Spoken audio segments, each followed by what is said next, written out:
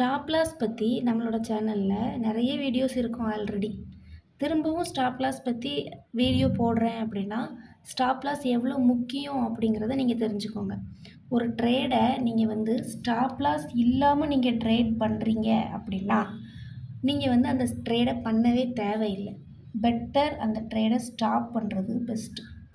No stop loss அப்படிங்கிறது no trading account அப்படிங்கிறதுக்கு equal. Stop loss இல்லாமல் பண்ணக்கூடிய ட்ரேடிங் அக்கௌண்ட் தேவையே இல்லை.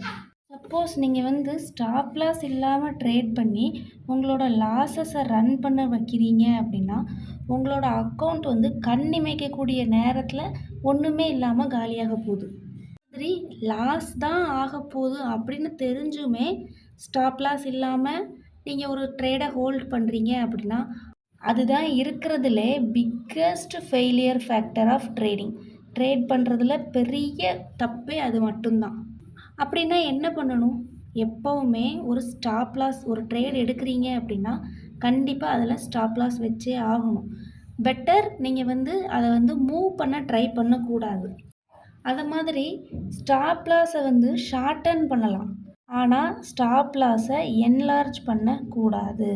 ஸ்டாப் லாஸை நீங்கள் அதிகமாக்கிக்கிட்டே போகிறீங்க அப்படின்னா உங்களோட லாஸஸ்க்கு நீங்களே வழி வகுக்கிறீங்க அண்ட் உங்களோட அக்கௌண்ட்டை காலி பண்ணுறதுக்கு நீங்களே வழி தேடுறீங்கன்னு அர்த்தம்.